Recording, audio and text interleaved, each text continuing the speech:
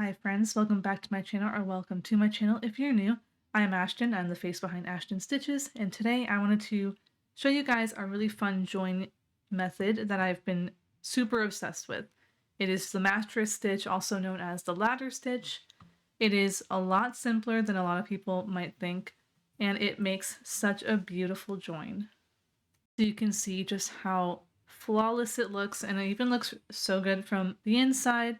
It is just a wonderful joining method for granny squares, and you can even see how it looks in the middle. It is so nice. So I'm going to go ahead and show you how to do the mattress stitch, and it doesn't require very much.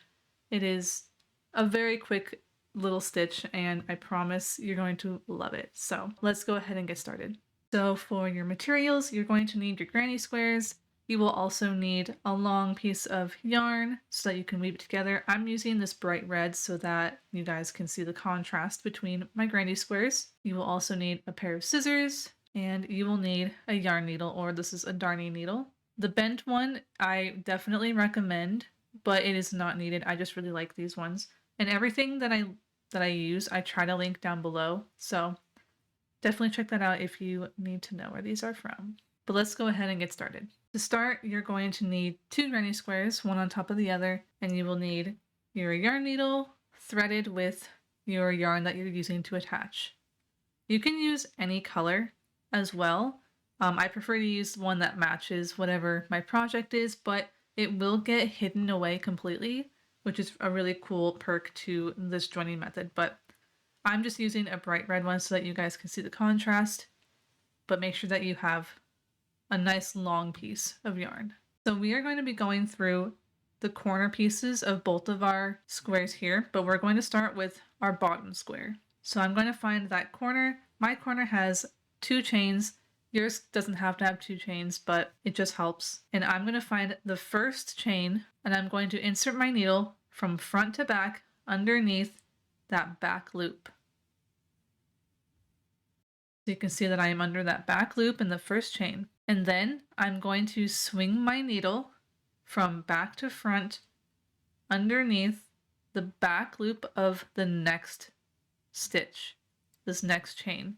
So now you can see that I'm under both of the back loops, but I've gone front to back and then back to front. And then we will go ahead and pull our yarn through almost all the way.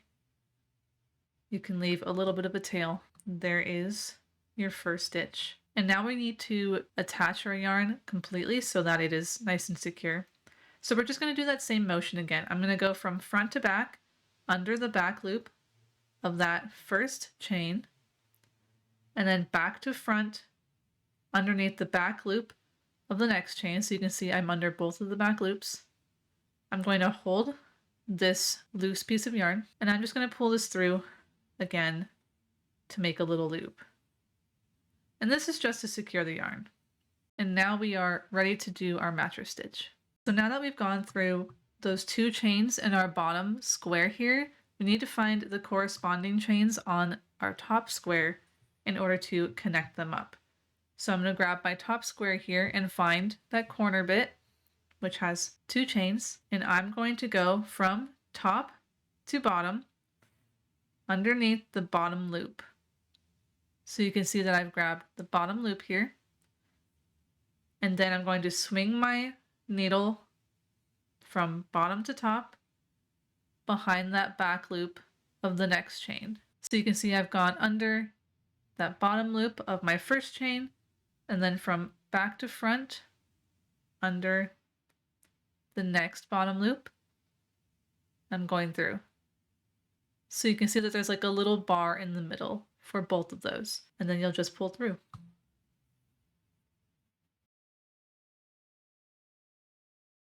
So now you have your first connection here. This is where I think people who are trying the mattress stitch for the first time might get a little bit confused, but I'm going to try and show this the best that I can. I'm going to hold my 2 pieces together so that they are wrong sides touching, and I'm going to look on my bottom square here for where my working yarn is coming out of. So you can see that this is coming out of this stitch right here. So now since I left off on my top square, I'm going to move to the bottom square and I'm going to go into the stitch where my yarn is already coming out. So you can see that I've gone through it. That's the back stitch, just like before. And then I'm going to swing my needle around and go through from back to front, the bottom stitch of the next stitch. So I'm still connected to where my working yarn is, but I've gone through that same stitch and the next stitch. Then I'll go ahead and I will pull this through. You don't have to pull it super tight yet. You can have it kind of loose. That's one of the cool things about the mattress stitch. I'll show you in a minute. So now that we've done our bottom square here, we're going to switch back to our top square, and the same thing applies. We're going to find where our working yarn is coming out of, and we're going to go through that same stitch through that back loop. So you can see that I've got working yarn is here, the back loop is here, and I'm going to go from top to bottom and swing my needle around and grab the back loop of the next stitch. So it's going to be the back loops of each stitch every single time. And then you'll go ahead and just pull that through. And I'm going to show you a few more times. That way, you can really see it. And then I'll show you how to tighten all of this up. So again, since we left off on our top square, we're going to move down to our bottom square. And we're going to find where our working yarn is coming out, which stitch that's coming out of, which is this one right here. And I'm going to go from front to back under that same stitch, that back loop, and then I'm going to swing my needle from back to front under that back loop of the next stitch. So you can see again, I've got this bar in the middle. I'm in between both of these back loops of the stitch that I've finished in and the next stitch. And then I will go ahead and pull through. And then we will go to our top square and do the same thing. So you can see where my working yarn is coming from.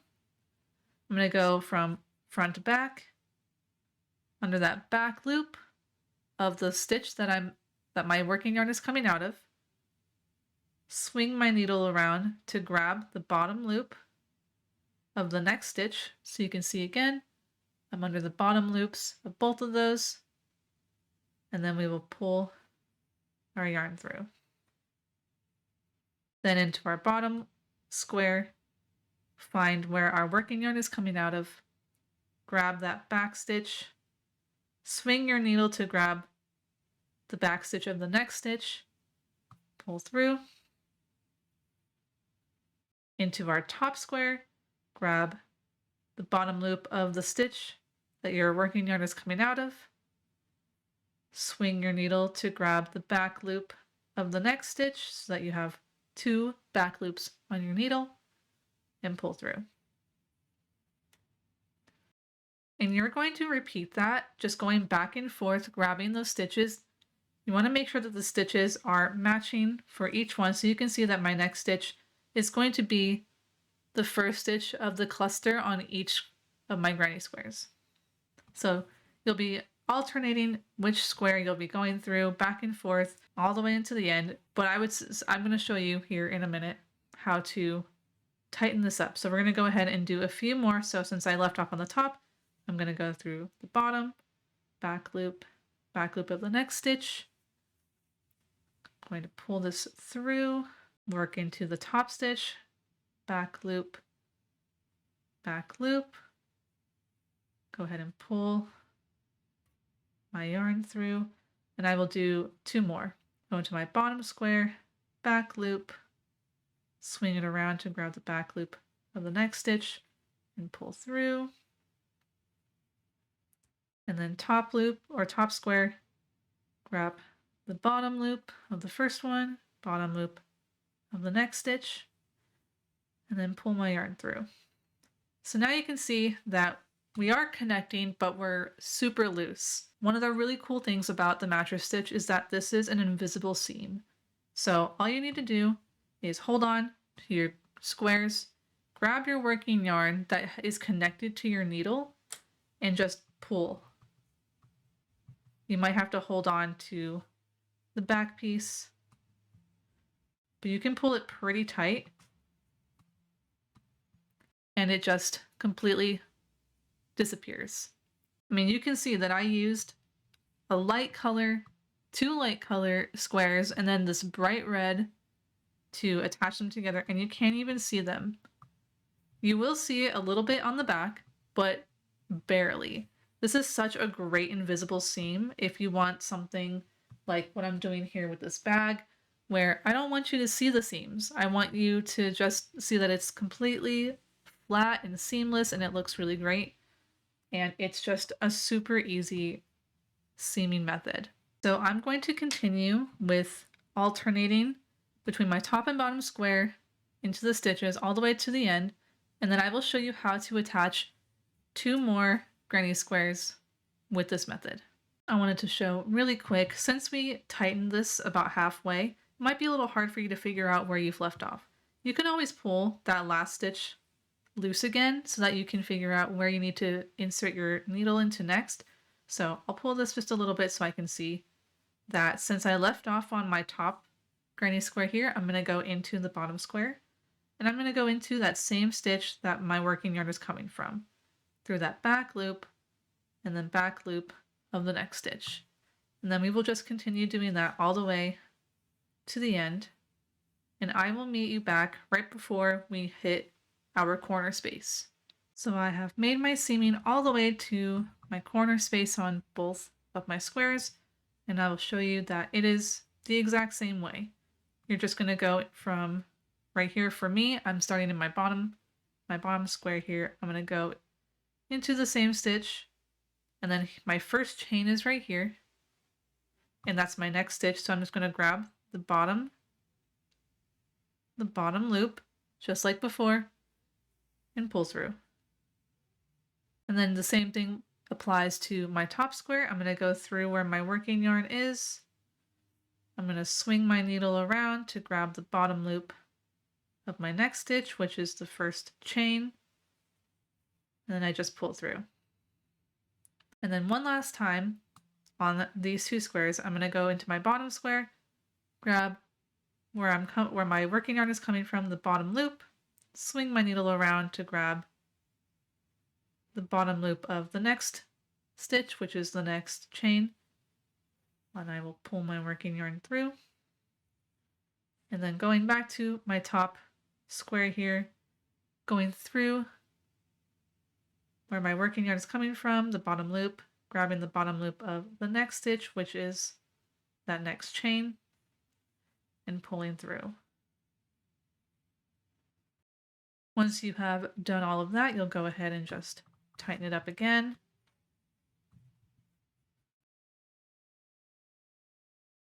And it is just a completely invisible seam. It is seriously one of my favorite ways to do this. So you can go ahead and just weave in your ends at this point, connect this to make a knot if you want. But if you were wondering how to attach more when you get into this little territory, I will go ahead and show you how to do that as well. So now that we have attached our first 2 squares together, we are wanting to attach the next 2 squares. But how are we supposed to do that? How does this make any sense? It's a lot simpler than you might think. You're going to be attaching it the same way that you did over here, but with one less step. Instead of putting a little knot at the beginning, we're just going to continue what we've been doing. So you can see that I've left off on my top square here. So I'm going to start in my bottom square of the one that I want to attach next. So we are just looking for that corner space again where we have our chains. Same thing applies. I'm going to go from front to back under the back loop of my first chain, swing my needle around to grab the back loop of the next chain. So you can see I have those 2 attached, and I'm just going to pull this through. This I try to keep a little bit tight just so it doesn't get all jumbled up. So since I just did my bottom square, I need to attach this top square. And same thing applies. So we're going to find those two stitches on the corner, and we're going to go through back loop of the first one, swing the needle around to grab the back loop of the second one, and we'll just pull through. So you can see now that we are connected. We're not connected very well, but we are connected. So I'm going to just pull this a little bit tight just to keep it nice and cinched in right here. And now we're just going to continue doing what we've been doing, but on these two new squares. So since I left off on my top square, I'm going to go through the bottom square. And again, if you need to pull this a little looser so you can see where you're supposed to insert your hook or insert your needle, you can absolutely do that. You can see that my working yarn is coming out of this stitch right here. So I'm going to go from front to back, grab that bottom loop, swing my needle around to grab the bottom loop of the next stitch. So you can see I've got 2 on there. And then I will just pull that all the way through. And at that point you can tighten it just a little bit.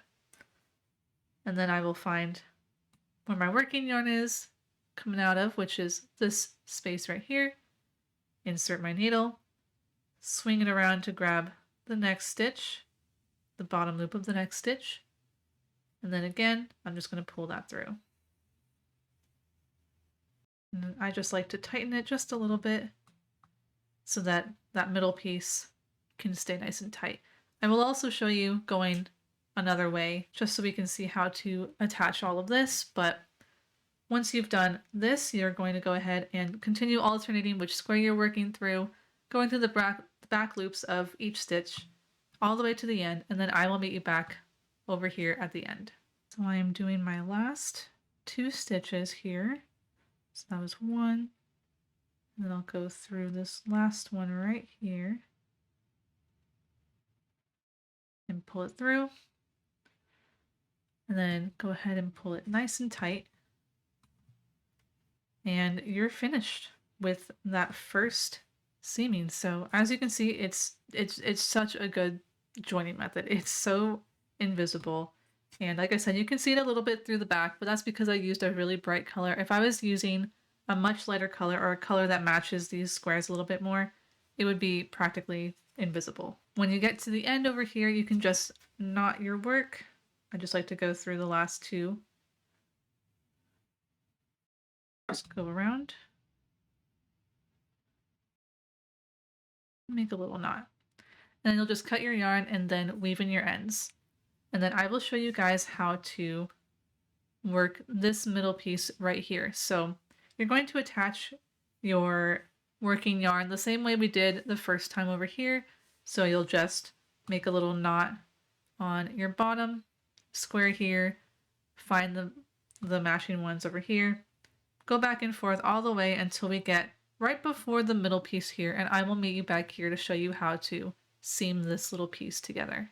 So I've switched to a coral color yarn just so that I can show a little bit of more contrast from the red yarn that is still attached, but I have made my way all the way to the middle so you can see that I'm now right here, right before this middle piece.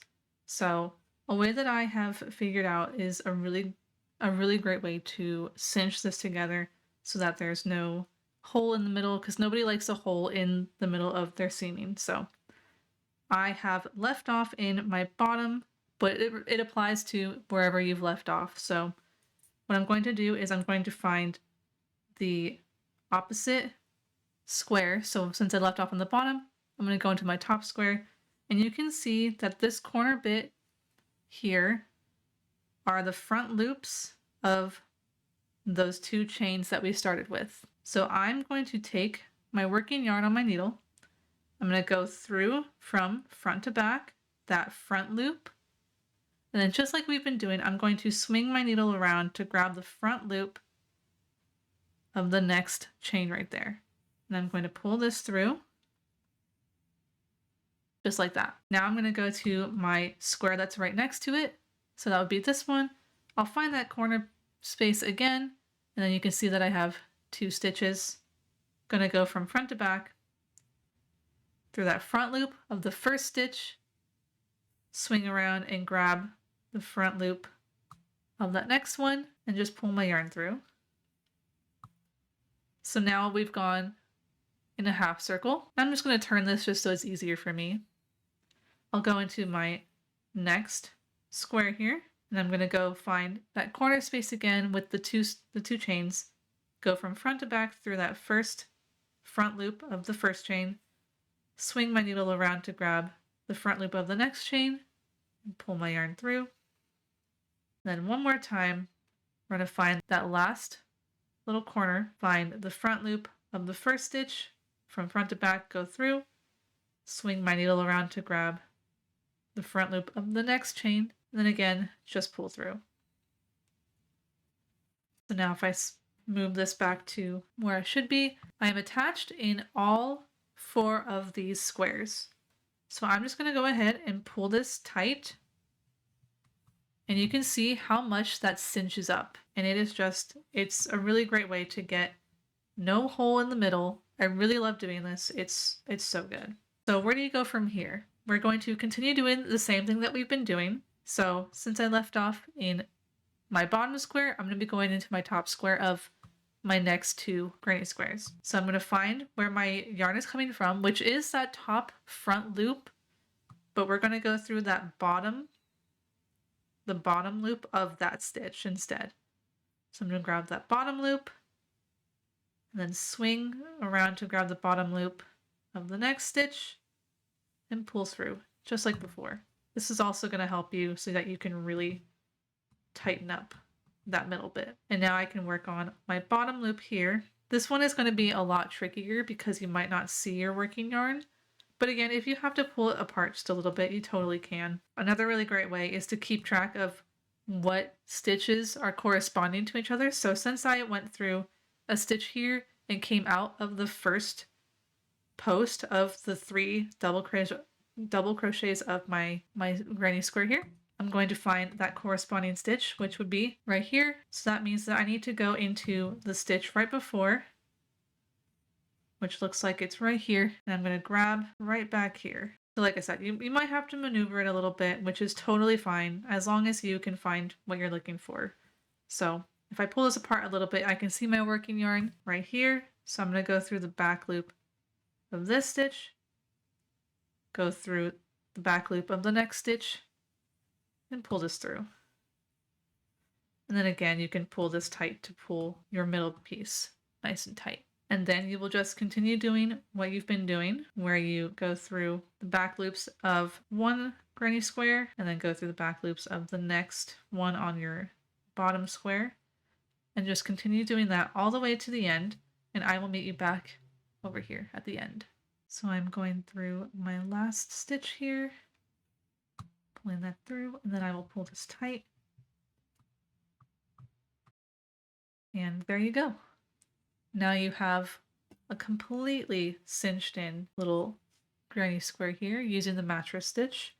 At this point, you would just make a little knot and then go ahead and cut your yarn, weave in your ends, and you are done. And here's what that back looks like. Like I said, I used some pretty bright contrasting yarn to show you how to attach it, so you can see it a little bit, but even with those contrasting yarns, it's still pretty invisible. So it is a really great joining method in my opinion. So like I showed in the beginning, if you use a same color yarn as your granny squares that you are trying to attach together, it is completely seamless. I mean, it is nice and flat and it just looks so good. Even on the inside, it just looks so good. And I really love the mattress stitch. This is my newest obsession. I've been trying to branch out a little bit more and try different seaming methods for my granny square projects. So this one is a really great one, especially for things like this, which will be a bag. So it's nice and seamless on the outside and then has a pretty seamless inside as well. So there you go, you guys. That is the mattress stitch or the ladder stitch, a really great invisible seaming method for your granny squares. And I hope that you guys really liked this. Let me know down below what your thoughts are. If you've ever tried the mattress stitch, if it was scary for you, let me know how it goes for you. I hope that you guys really enjoyed this. This pattern here will be coming out within the next couple of months, so keep your eye out for that. If you enjoyed this video, go ahead and subscribe if you haven't already. Like this video if you liked it, dislike it if you disliked it, and let me know down below again if you've ever tried mattress stitch or if you've tried it from this video and if you liked it or not. Thank you guys so much for watching. Have a great rest of your day, and I will see you all in the next one. Bye, everyone.